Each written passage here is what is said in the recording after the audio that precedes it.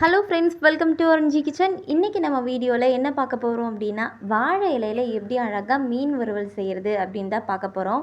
இந்த மாதிரி நம்ம மீன் வறுவல் வாழை இலையில் செஞ்சோம் அப்படின்னா, வாழை இலையில் இருக்கிற சத்துக்களும் சேர்ந்து நமக்கு மீனில் கிடைக்கும். அப்போ இன்னும் சத்து அதிகமாக இருக்கும்.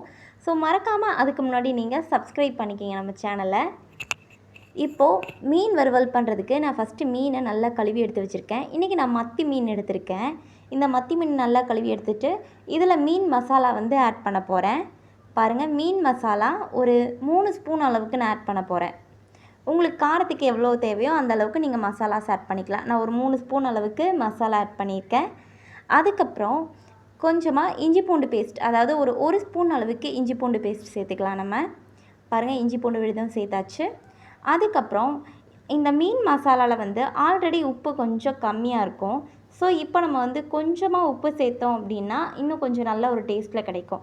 அதனால் கொஞ்சமாக உப்பு சேர்த்துங்க. ஆல்ரெடி இதில் உப்பு இருக்கும், ஆனால் ஒரு பாதி உப்பு இருக்கும். அதனால் கொஞ்சம் நம்ம சேர்த்துக்கணும். அப்போ தான் டேஸ்ட் நல்லாயிருக்கும். இப்போ உப்பெல்லாம் சேர்த்தாச்சு. அப்புறம் கொஞ்சமாக லெமன் பிழிஞ்சு விட்டோம் அப்படின்னா அந்த புளிப்பு சுவையோடு சேர்த்து சூப்பராக இருக்கும் டேஸ்ட்டு. அதனால் கொஞ்சமாக லெமனும் நம்ம சேர்த்துக்கலாம். லெமன் சேர்த்ததுக்கப்புறம் இதை நல்லா கலந்து விடுங்க. ஒவ்வொரு மீனாக நீங்கள் தேய்க்கணும்னு அவசியம் இல்லை. இந்த மாதிரி மொத்தமாக மசாலா போட்டு நல்லா கலந்து விட்டிங்கனாலே மசாலா நல்லா பிடிச்சி வந்துடும். பாருங்கள், நான் இந்த மாதிரி தான் எப்போவுமே செய்வேன். எனக்கு மசாலா நல்லா ஒட்டி சூப்பராக கிடைக்கும். இப்போது இந்த மீனை நான் ஒரு 1/2 அன் ஹவர் ஃப்ரிட்ஜில் வச்சிட்றேன். அப்போ தான் மசாலா நல்லா பிடிச்சி வரும். அதுக்குள்ளே நம்ம அந்த வாழை இலையை ரெடி பண்ணிக்கலாம். ஃபஸ்ட்டு நான் போய் இலையெல்லாம் பறிச்சிட்டு இந்த மாதிரி கழுவி க்ளீனாக வச்சுட்டேன். அதுக்கப்புறம் அடுப்பை சிம்மில் நல்லா லோ ஃப்ளேமில் வச்சுட்டு இந்த வாழை இலையை லைட்டாக வாட்டி எடுத்துக்கிறேன். ஏன்னா அந்த மீன் வறுவலை வச்சு நம்ம மீனை வச்சு மடிப்போம் இல்லையா, அப்போ இலை கிழிஞ்சிராமல் இருக்கிறதுக்காக தான் நம்ம இந்த மாதிரி வாட்டி எடுத்துக்கிறது. பாருங்கள், இலையை நல்லா வாட்டி எடுத்துட்டேன். இப்போது இந்த இலையை நான் கொஞ்சமாக கட் பண்ணி எடுத்துக்க போகிறேன். எனக்கு எந்த அளவுக்கு தேவையோ அந்த அளவுக்கு கட் பண்ணி எடுத்துக்க போகிறேன். இந்த அளவுக்கு தான் தேவை. ஏன்னா நான் சின்ன சின்ன மீன் தானே எடுத்திருக்கேன். இப்போது இதில் லைட்டாக நல்லெண்ணெய் சேர்த்தோம் அப்படின்னா ரொம்பவே டேஸ்ட்டு சூப்பராக இருக்குங்க. அதனால் நான் நல்லெண்ணெய் தான் எப்போவுமே சேர்ப்பேன். இலையில் கொஞ்சம் நல்லெண்ணெய் சேர்த்து தேய்ச்சிக்கலாம். அந்த குட்டி கை யாருதுன்னா என்னோடய பையனோடது தாங்க. அவனும் சேர்ந்து ஹெல்ப் பண்ணுறேன்னு சொல்லிட்டு எனக்கு இந்த மாதிரி பண்ணிகிட்ருக்கான்.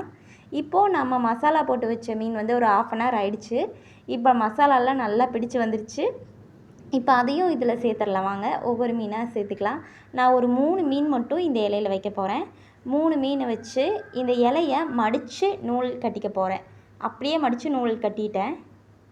பாருங்கள், நூல்லாம் கட்டி ரெடி பண்ணி வச்சுட்டேன். இப்போ ஒரு பேனில் எண்ணெய் ஊற்றிக்கலாம். ஒரு 3 ஸ்பூன் அளவுக்கு எண்ணெய் ஊற்றிட்டு நம்ம ரோல் பண்ணி வச்சுருக்கிற அந்த மீனையும் இதில் போட்டுடலாம்.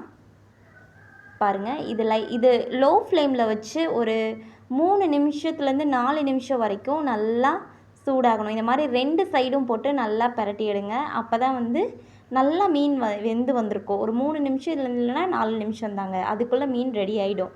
நான் ரொம்ப குட்டி மீன் அப்படிங்கிறனால ஒரு 4 நிமிஷம் 2 பக்கமும் நல்லா வேக வச்சு எடுத்தேன். பாருங்கள், இந்த வாழை இலை எப்படி ஆயிடுச்சுன்னு.